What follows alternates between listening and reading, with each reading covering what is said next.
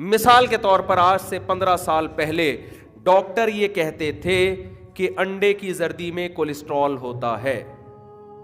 کہتے تھے نہیں کہتے تھے؟ لہذا کولیسٹرول کے مریض انڈے سے, یہ سائنسی حقیقت سمجھی جاتی تھی نا. آج ڈاکٹر کہتے ہیں صبح ناشتے میں روزانہ پابندی کے ساتھ 2 انڈے اپنے خرچے پہ کھائیں.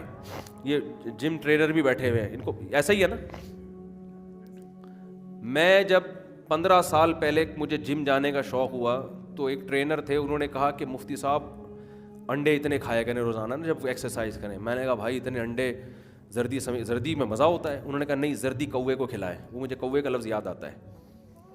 وہ کہتے ہیں میں جب بھی گھر میں آتا ہوں, ان کے بچے بھی ماشاءاللہ بڑے بڑے ہیلدی ہو گئے نا جم کر کے, تو کہتے ہیں میں جب بھی انڈا بچوں کو کھلاتا ہوں سفیدی کھلاتا ہوں, زردی کووں کو کھلاتا ہوں. تو زردی کے خلاف اتنا کچھ کہا کہ مجھے کووں پہ ترس آنے لگا کہ اتنی خراب چیز ان کو کھلائی جا رہی ہے. کوے تو سارے مرنا شروع ہو جائیں گے, ہارٹ اٹیک سے, ڈپریشن سے, کولیسٹرول سے. پھر مجھے سمجھ میں آیا کہ یہ کوے جو ہیں ان کے ساتھ آپ تھوڑا سا فری کرا لیں تو آپ کو اتنا تنگ کیوں کرتے ہیں یہ. تو مجھے لگا کہ شاید یہ کولیسٹرول کی وجہ سے ڈپریشن میں مریض بن گئے نا.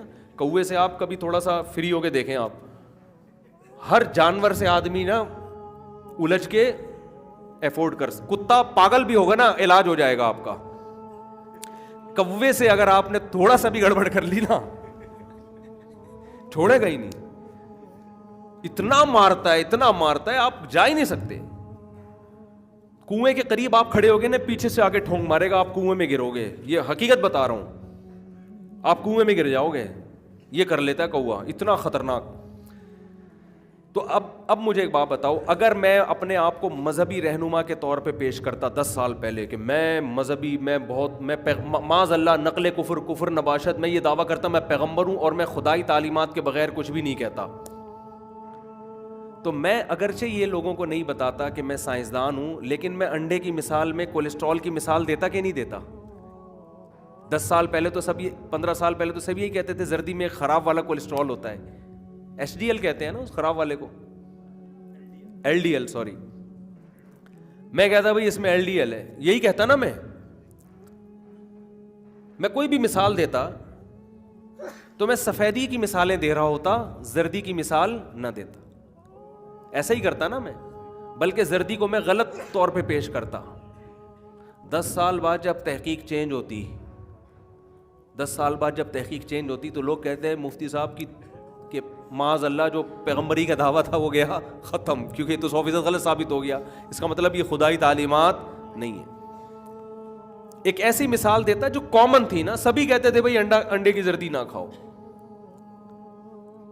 اس موقع پہ جب ایک بہت بہترین مثال دی جا سکتی تھی, اس وقت بھی اس پہ خاموشی اختیار کرنا یہ خود انسان کے برحق ہونے کی دلیل ہے. اس کا مطلب اس کو یہ پتا ہے کہ یہ مثال کل غلط ثابت ہو سکتی.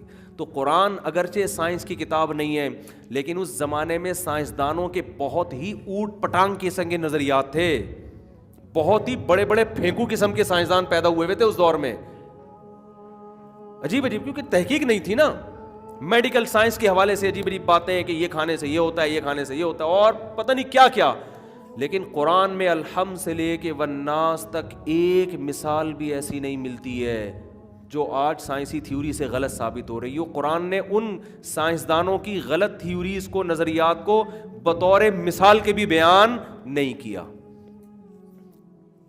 تو یہ اپنے آپ کو ایسا بچا کے رکھنا غلط سائنس سے, یہ بچانا خود اس کی علامت ہے. بھائی یہ خدا کا کلام ہے, محمد صلی اللہ علیہ وسلم کا گڑا ہوا ہوتا تو آپ انہی نظریات کی پرچار کر رہے ہوتے, انہی باتوں کو بیان کر رہے ہوتے.